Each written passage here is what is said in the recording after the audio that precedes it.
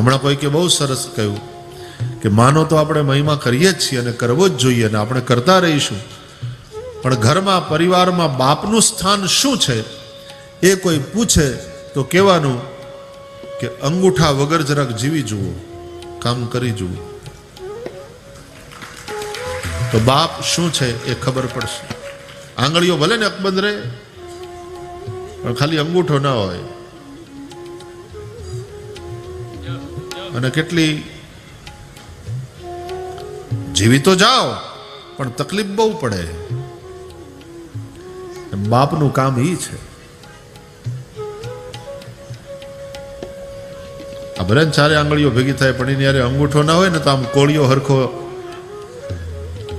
અને મોઢામાં ન આવે.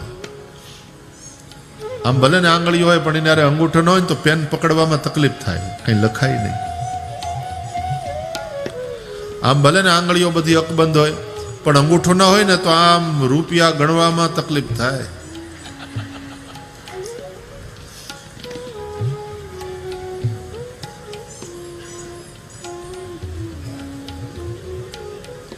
જે સ્થાન અહીંયા અંગૂઠાનું છે ને એ સ્થાન ઘરમાં બાપનું છે, પિતાનું છે.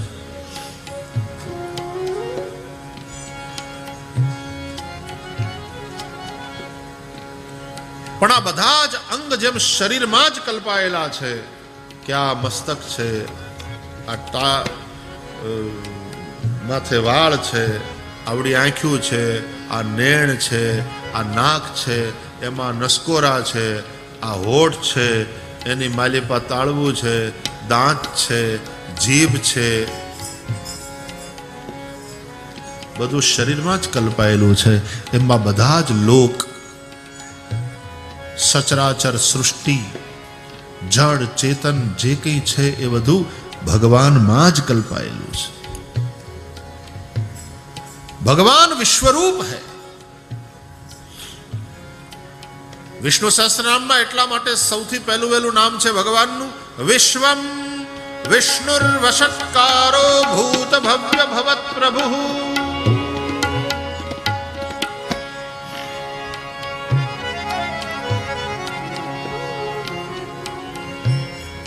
हमारा परमात्मा इस जगत को छोड़कर किसी कोई 7वें आसमान में ही नहीं रहता, वो तो सर्वत्र है, व्यापक है, अंदर बाहर सब वही है.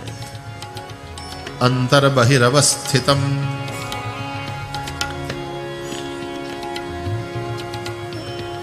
ભગવાન કહે છે બ્રહ્માને, જ્યારે કંઈ નહોતું ત્યારે હું હતો, જ્યારે આ જે કંઈ છે એ રૂપે હું જ છું, આ મારું જ રૂપ છે. અને જ્યારે આ કંઈ નહીં રહે, આ બધું જ મટી જશે, પછી જે શેષ રહે છે, જેને કાળ પણ મિટાવી શકતો નથી, એ હું છું.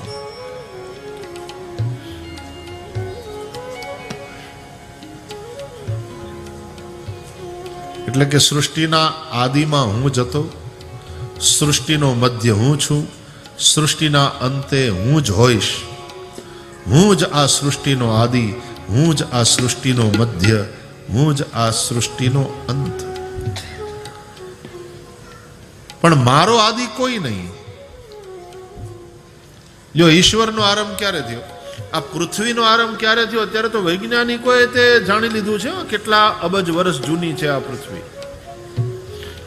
અને એમાં પૃથ્વી ઉપર કેટલા કેટલા ગાળે કેટલા પ્રલયો આવ્યા.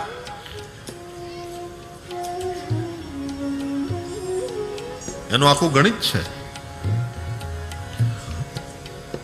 આ નેપકિન કેટલા વર્ષ જૂનું, આ માઇક કેટલા વર્ષ જૂનું, આ ઘડિયાળ કેટલા વર્ષ જૂની, એમાં પૃથ્વી કેટલા વર્ષ જૂની છે એ વૈજ્ઞાનિકો અરે ઝાડવું કેટલું જૂનું છે, એનું લાકડું કેટલા વર્ષનું જૂનું એ તરત જાણી લે છે. અમુક સમયના પથ્થર મળે આ ભૂસ્તર શાસ્ત્રીઓને વિજ્ઞાન ઇતિહાસવેત્તાઓને, અને આ વસ્તુ કેટલા વર્ષ જૂની છે એનો કાળ નક્કી કરી નાખતા હોય છે. તો ભાઈ ભગવાન કેટલો જૂનો, ભગવાન કેટલા જૂના, ભગવાનની ઉંમર હું. ઉંમરની વાત આવે તો પછી ભગવાનની આયુષ્ય નક્કી થાય. ભગવાનની આયુષ્ય શું? અટાણે ભગવાન બાળક છે, જવાન છે, પ્રૌઢ છે કે વૃદ્ધ છે? ઉંમરની વાત આવે, આયુષની વાત આવે તો અવસ્થાની વાત આવે. કઈ અવસ્થામાં છે? બ્રહ્માની અવસ્થા છે. અત્યારે વર્તમાન સમયના જે બ્રહ્મા છે ને એનું 51મું વર્ષ ચાલે છે એની આયુષ્યનું. આવું આપણા શાસ્ત્રો કહે છે. અટાણે જે બ્રહ્મા છે ને 42 આવી ગયા. હવે બ્રહ્મા વેદ વાંચે છે ચશ્મા લગાડી, એને 42 આવી ગયા.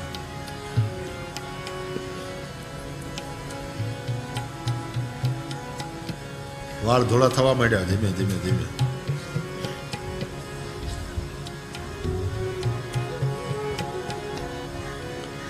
પણ ભગવાનની ઉંમર કેટલી, એની આયુષ કેટલી, એની અવસ્થા કઈ, ये कितलो जूनो?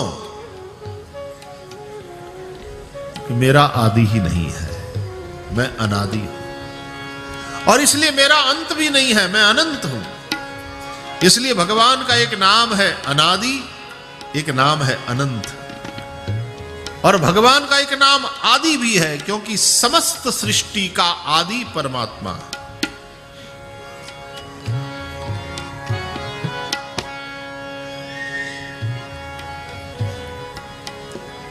હું પોતે આદિ મધ્ય અંતથી રહિત છું, પણ આ સૃષ્ટિનો આદિ હું છું, આ સૃષ્ટિનો મધ્ય હું છું, આ સૃષ્ટિનો અંત પણ હું જ છું. બીજા શ્લોકમાં ભગવાને પોતાની માયા વિશે કહ્યું, ઋતેર્થમ યત પ્રતીયેત ન પ્રતીયેત ચાત્મની તદ વિદ્યાદાત્મનો માયામ यथा भासो यथा तमः. श्लोकार्थ के शब्दार्थ में नहीं जવું, भावार्थ खाली સાંભળો.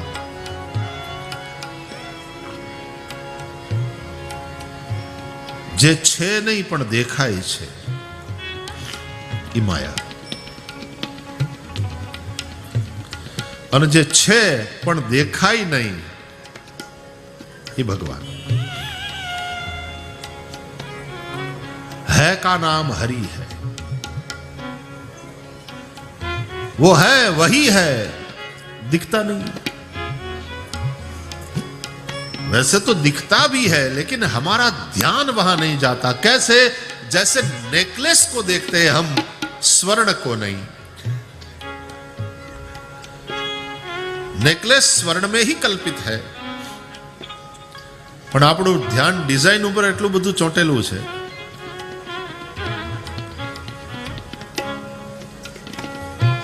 અને હોનીની પાસે લઈ જાઓ ને, તમે લેવા જાઓ ત્યારે તમારું ધ્યાન ડિઝાઇન ઉપર ચોંટેલું હોય, પછી કયો કે આનું વજન શું થાય, તો રૂપિયા કેટલા.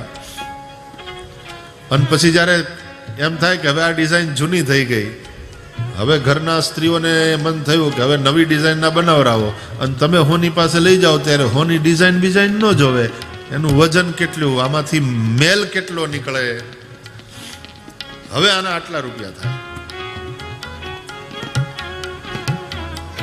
પછી ઘરવાળીની દ્રષ્ટિમાં અને હોનીની દ્રષ્ટિમાં જેટલો ફેર છે ને, એ ફેરની જ આ વાત છે.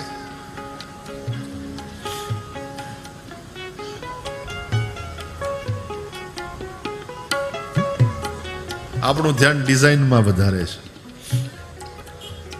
અને એને કારણે જ વધારે ચૂકવવાય પડે છે, અને ક્યારેક છેતરાઈ પણ છે.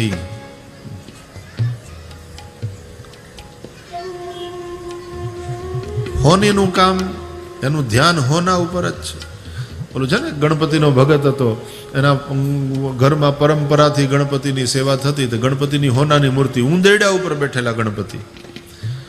પછી ઘણા બધા વર્ષ પછી હાવ પરિવાર ઘસાઈ ગયો ને આર્થિક તંગી આવી, ભૂખમાં દિવસો વિતાવવા પડે એવી સ્થિતિ. પછી એનાથી રહેવાનું નહીં, એને એમ થયું કે ગણપતિ વેચી નાખો,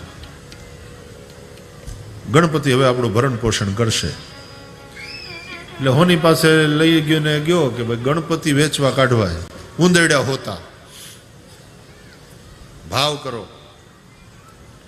એટલે સોનીએ બધું જોઈ તપાસીને પછી કીધું ગણપતિના 1.5 લાખ આવશે. અને ઉંદેડાના 2,10,000. તો આવડો આગે કે એવું કઈ હોય? ગણપતિ મોટા કે ઉંદેડો મોટો?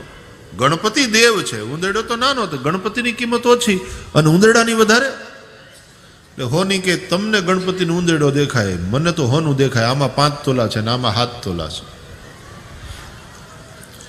એ પ્રમાણે ભાવ કર્યા છે.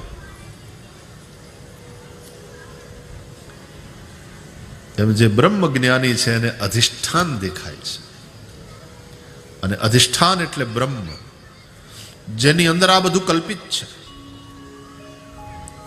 ये सागर ये लहरें ये फैन और बुदबुदे कल्पित है जल के सिवा कुछ नहीं है. कल्पित है जल के सिवा कुछ नहीं है. अजब है ये मस्ती पिया कुछ नहीं है.